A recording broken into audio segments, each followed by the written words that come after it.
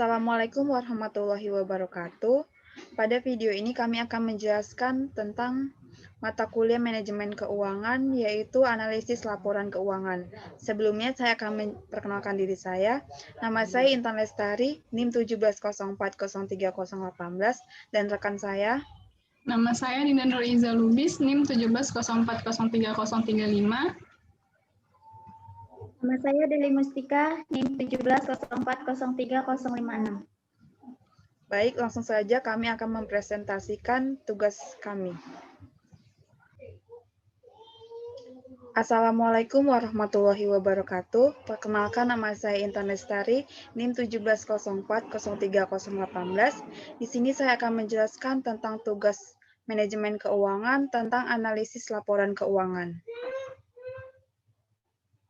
Laporan keuangan adalah sarana utama bagi perusahaan untuk memberikan informasi keuangan bagi pengambil keputusan. Jadi laporan ini menyediakan informasi sejarah perusahaan dalam bentuk satuan mata uang.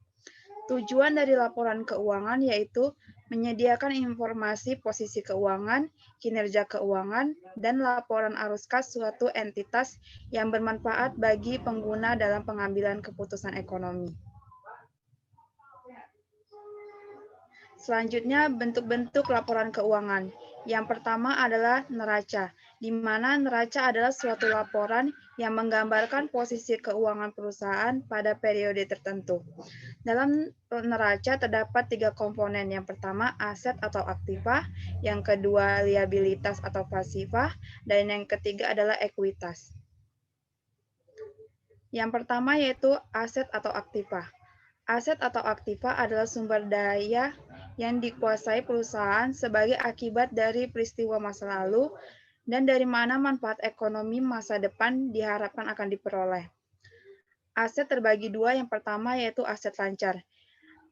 Adalah kas dan aset lainnya yang diharapkan dapat dikonversikan menjadi kas atau uang tunai, dijual atau digunakan baik dalam waktu 1 tahun. Yang kedua yaitu aset tidak lancar. Adalah jenis aset yang diharapkan dapat digunakan selama lebih dari 1 tahun, sehingga merupakan aset jangka panjang. Selanjutnya, saya akan menjelaskan tentang pasifah atau liabilitas. Pasifah atau liabilitas adalah pengorbanan manfaat ekonomi di masa depan yang timbul karena kewajiban saat ini pada perusahaan tertentu untuk pemindahan aset atau menyerahkan jasa kepada perusahaan lain di masa depan sebagai akibat dari transaksi atau kejadian di masa lalu. Pasifah ini ada 2 bagian. Yang pertama, pasifah jangka pendek, yaitu utang yang dibayarkan perusahaan dalam 1 tahun. Yang kedua yaitu pasifah jangka panjang, adalah utang yang diperkirakan tidak untuk diselesaikan ataupun dibayar selama siklus operasi normal. Selanjutnya yaitu ekuitas. Ekuitas adalah hak residual atas aset perusahaan setelah dikurangi dengan seluruh kewajiban, menyajikan posisi modal pada suatu periode tertentu yang dipengaruhi oleh jumlah laba atau rugi tahun sebelumnya ataupun tahun yang berjalan. Selanjutnya yaitu laporan arus kas. Laporan arus kas merupakan laporan penerimaan dan pengeluaran dan perubahan bersih pada kas yang dihasilkan dari aktivitas operasi, investasi, dan aktivitas pendanaan selama periode tertentu. Aktivitas terbagi atas 3. Yang pertama, aktivitas laporan. Kegiatan arus kas yang mencakup transaksi pendapatan dan beban yang mempengaruhi kas dan transaksi lainnya yang turut menentukan laba bersih. Yang kedua yaitu aktivitas investasi, di mana kegiatan arus kas yang mencakup perolehan dan penjualan aset tetap dan penjualan efek ekuitas. Yang ketiga yaitu aktivitas pendanaan, di mana kegiatan arus kas yang mencakup perolehan kas melalui penerbitan utang dan membayar kembali pinjaman, serta memperoleh kas dari pemegang saham, pembelian kembali saham, dan juga membayar dividen. Selanjutnya yaitu laporan laba rugi. Adalah laporan mengukur keberhasilan dari operasional perusahaan selama jangka waktu yang ditentukan dengan menyajikan pendapatan dan beban yang menghasilkan laba atau rugi. Komponen dalam laporan laba rugi ada 3, yaitu pendapatan, beban, dan juga laba dan rugi. Selanjutnya yaitu rasio laporan keuangan. Menganalisis laporan keuangan berarti mengevaluasi 3 karakteristik dari perusahaan. Yang pertama, likuiditas, menunjukkan kemampuan suatu perusahaan untuk memenuhi kewajiban keuangannya yang harus segera dipenuhi. Yang kedua yaitu profitabilitas, menunjukkan kemampuan perusahaan untuk menghasilkan laba selama periode tertentu, misalnya dalam jangka 1 tahun. Yang ketiga yaitu solvabilitas, menunjukkan kemampuan perusahaan untuk memenuhi kewajiban keuangannya apabila perusahaan tersebut dilikuidasikan baik kewajiban keuangan jangka pendek maupun jangka panjangnya. Selanjutnya yaitu jenis-jenis rasio keuangan. Yang pertama, rasio likuiditas, yaitu terbagi atas 3 bagian. Yang pertama rasio lancar, yaitu rumusnya rasio lancar sama dengan aktiva lancar dibagi dengan hutang lancar. Yang kedua yaitu rasio cepat, dengan rumus aktiva lancar dikurang persediaan dibagi dengan hutang lancar. Yang terakhir yaitu cash ratio, dengan rumus kas ditambah setara kas dibagi dengan hutang lancar.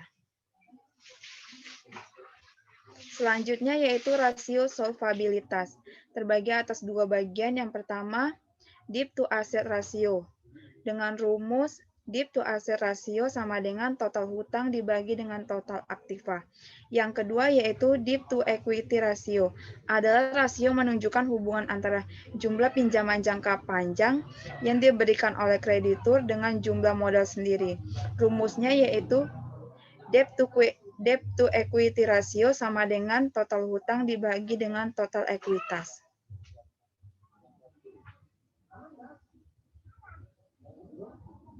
Selanjutnya yaitu rasio profitabilitas, adalah kemampuan suatu perusahaan untuk menghasilkan laba dan satu-satunya ukuran profitabilitas yang paling penting adalah laba bersih.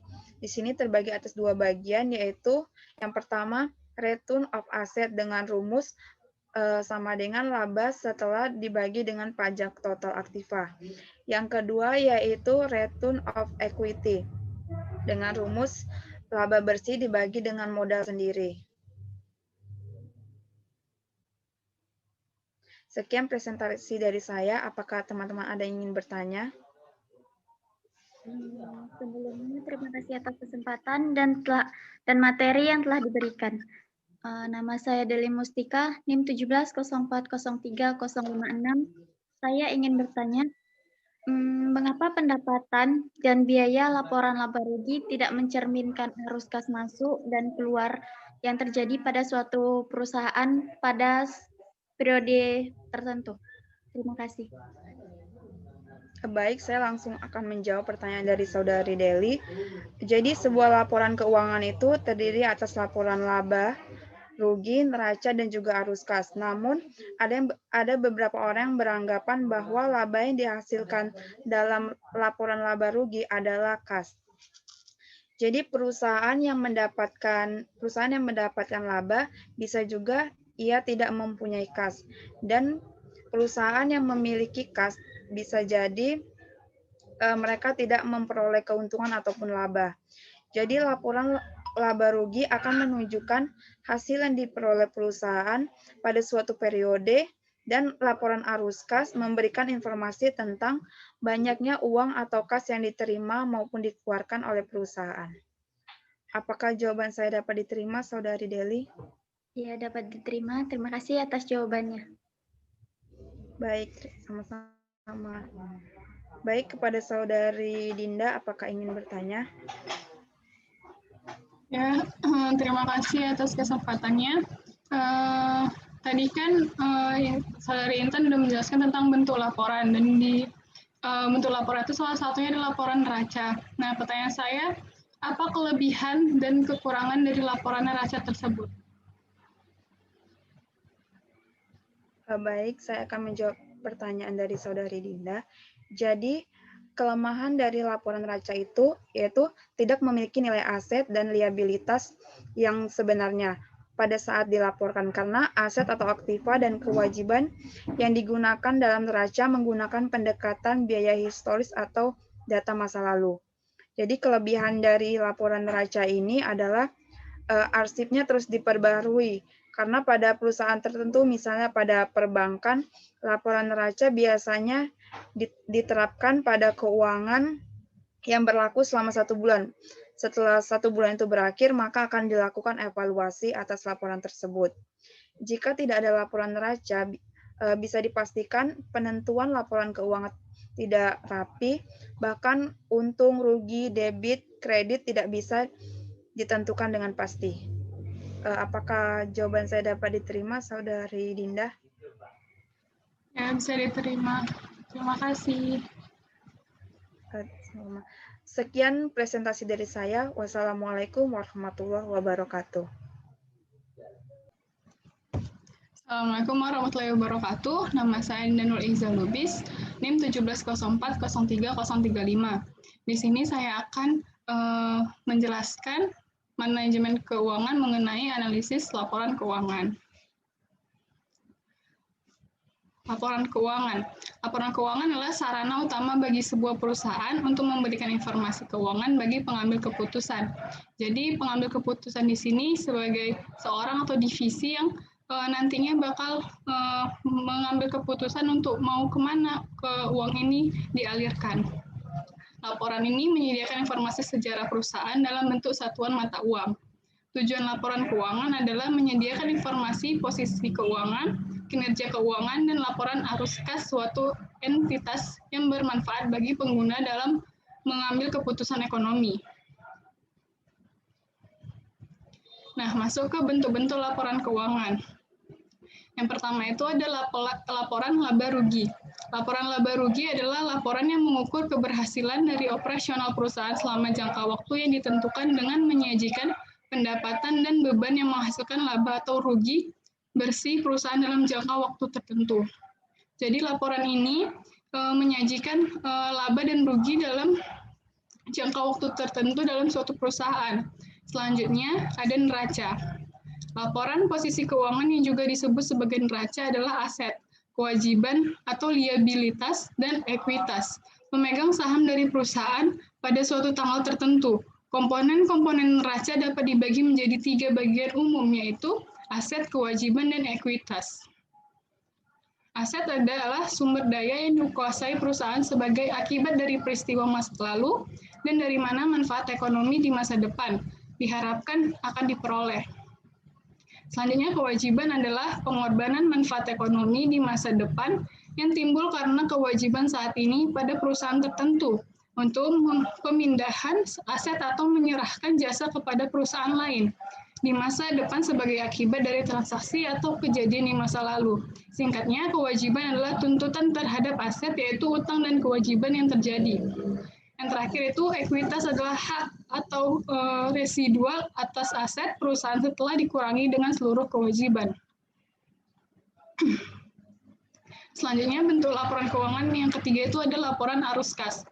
Laporan arus kas melaporkan penerimaan dan pengeluaran kas dan perubahan bersih pada kas yang dihasilkan dari aktivitas operasi, investasi, dan aktivitas pendanaan selama periode tertentu.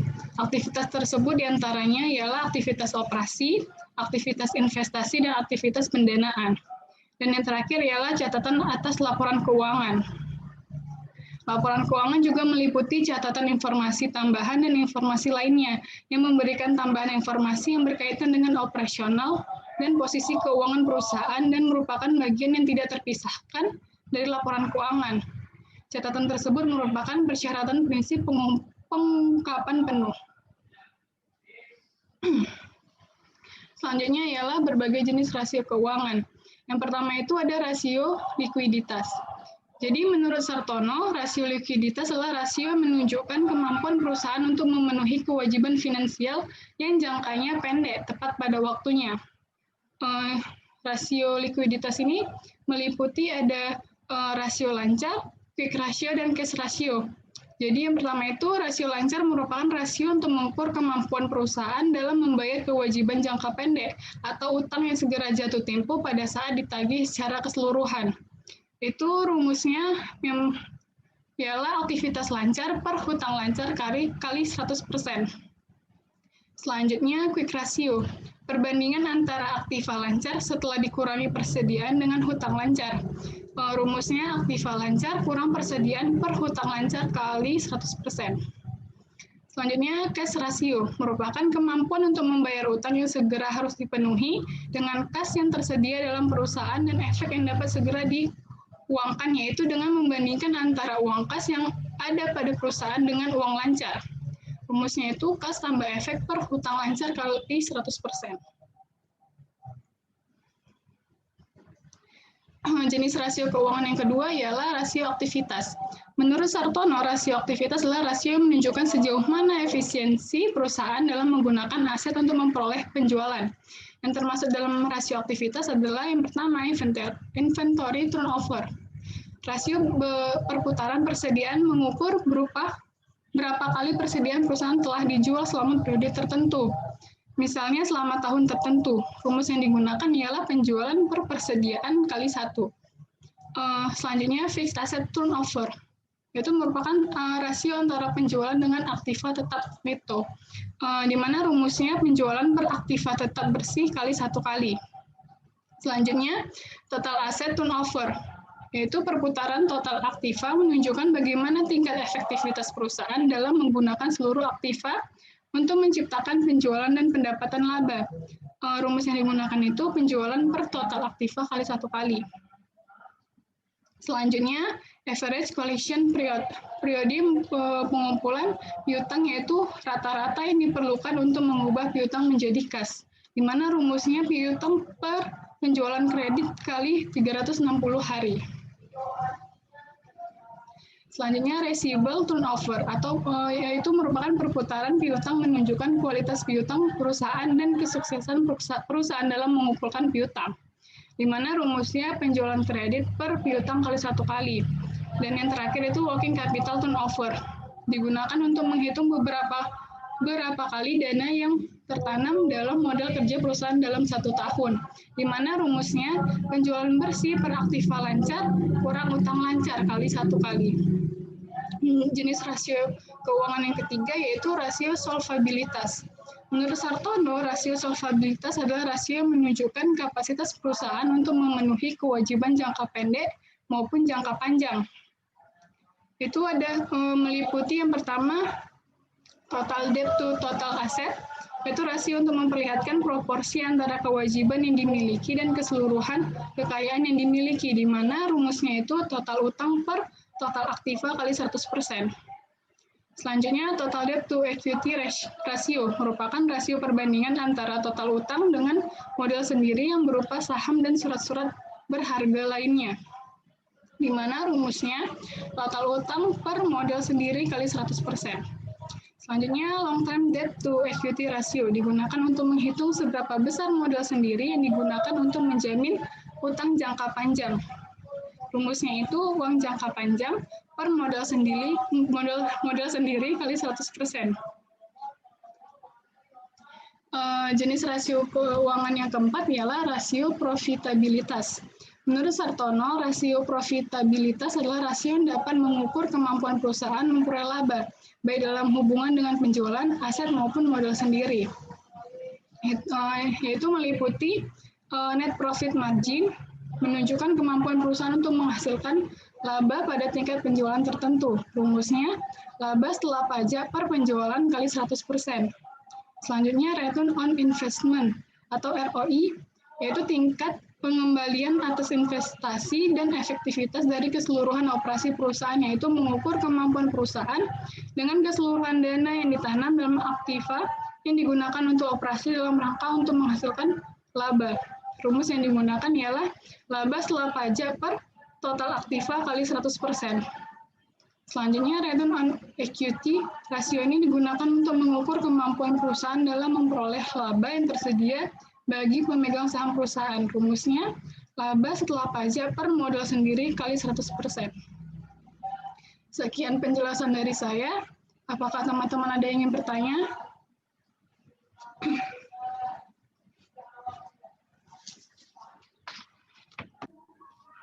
Baik, terima kasih atas kesempatannya. Untuk Saudara Indah, saya ingin bertanya, mengapa laporan keuangan perlu dilakukan audit sebelum dianalisis dalam perusahaan? Terima kasih. Baik, terima kasih Saudara Intan. Saudara Deli, apakah ada yang ingin ditanyakan? Baik, nama saya Deli Mustika, NIM 170403056. Saya ingin bertanya, apakah tujuan memaksimumkan nilai perusahaan sama dengan memaksimalkan laba per saham? Terima kasih. Oke, saya akan mencoba menjawab pertanyaan dari Intan terlebih dahulu, yaitu pertanyaannya mengapa laporan keuangan perlu dilakukan audit sebelum dianalisis. Nah, karena apabila tidak dilakukan audit, maka ada kemungkinan adanya kesalahan dalam laporan keuangan, baik disengaja maupun tidak disengaja. Dan apabila laporannya juga tidak diaudit, bisa saja laporan itu tidak dipercaya oleh pihak yang berkepentingan, yaitu pihak-pihak yang mau menganalisis laporan keuangan tersebut. Jadi, itulah makanya kenapa laporan keuangan tersebut harus diaudit dulu sebelum dianalisis. Nah, seperti itu. Apakah bisa diterima, Saudari Intan? Bisa, terima kasih atas jawabannya. Selanjutnya, untuk pertanyaan dari Deli, pertanyaannya apakah tujuan memaksimumkan nilai perusahaan sama dengan memaksimalkan laba per saham, laba per lembar saham ya? Jadi, di sini nilai perusahaan dan laba saham per lembarnya itu berbeda. Kenapa? Yang pertama, memaksimumkan laba per lembar saham hanya berpusat pada labanya itu sendiri pada saat itu saja. Itu yang pertama. Dan yang kedua, memaksimalkan laba per lembar saham, dia mengabaikan nilai waktu uang. Jadi, misalnya kan nilai uang pada hari ini pasti akan berbeda pada saat nilai uang ke 6 bulan ke depannya, seperti itu. Nah, dia bakal mengabaikan hal tersebut pada saat memaksimalkan laba saham per lembarnya, berbeda dengan memaksimumkan nilai perusahaan, seperti itu. Dan yang terakhir, tidak memperhatikan faktor resikonya, seperti itu. Apakah bisa diterima, Saudari Deli? Ya, bisa diterima. Terima kasih atas jawabannya. Baiklah, sekian presentasi dari saya. Saya ucapkan Assalamualaikum warahmatullahi wabarakatuh.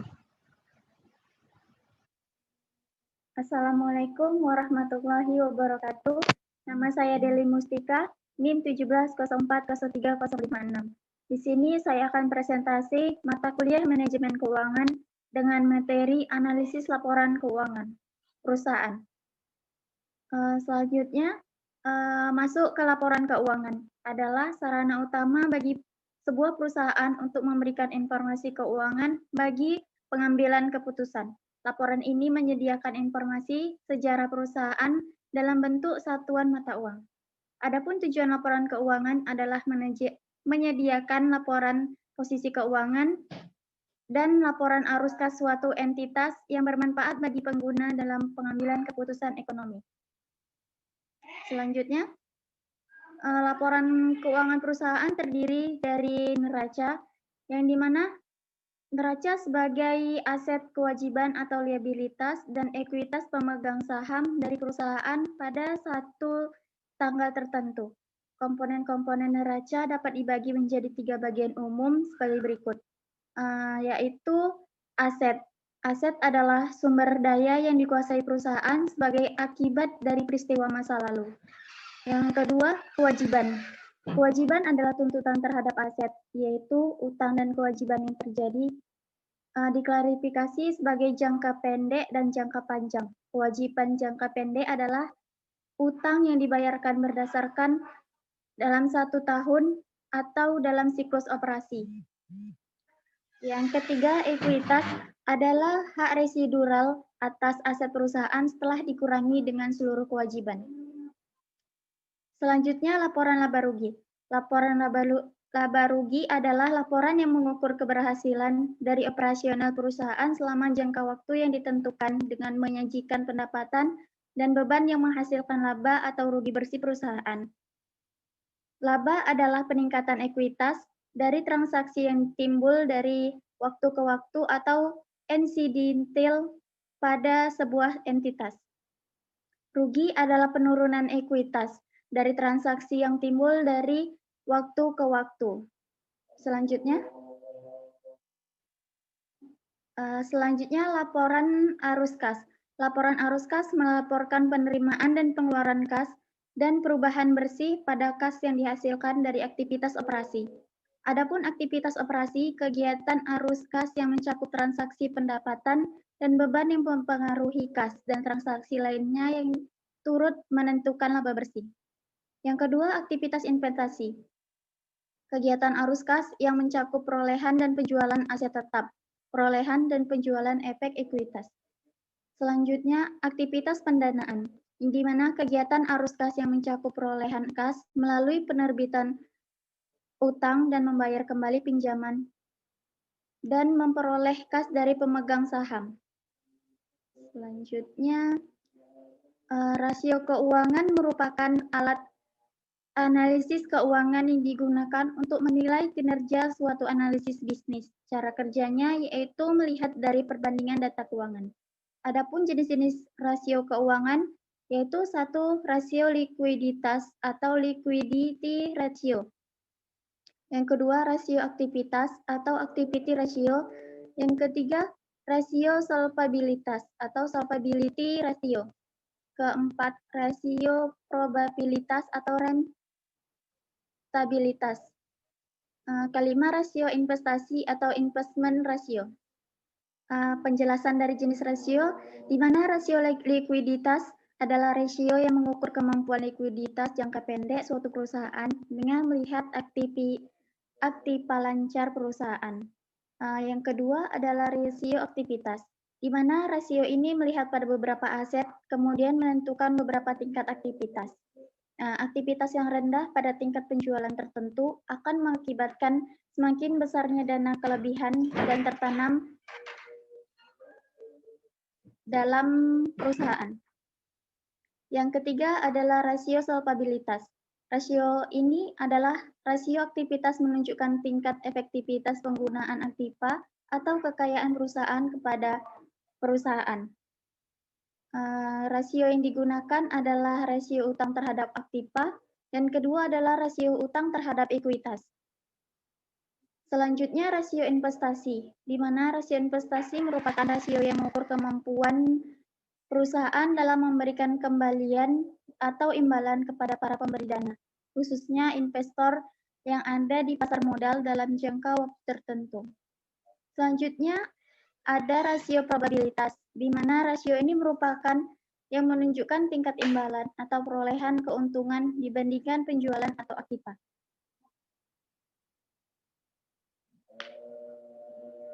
Adapun rumus-rumus dari rasio keuangan itu yaitu yang pertama ada kas rasio, yaitu dengan rumus kas tambah setara kas dibagi hutang lancar dikali 100%. Yang kedua, rasio solvabilitas dengan rumus total hutang dibagi total aktiva kali 100%. Ketiga, rentabilitas, laba bersih kali penjualan kali 100%.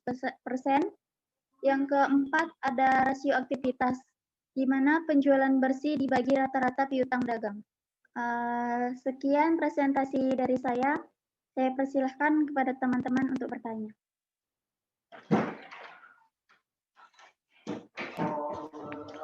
Terima kasih atas waktunya kepada Saudari Dewi. Saya ingin bertanya, mengapa laba yang diperoleh tidak sebanding dengan penambahan kas yang diterima oleh perusahaan?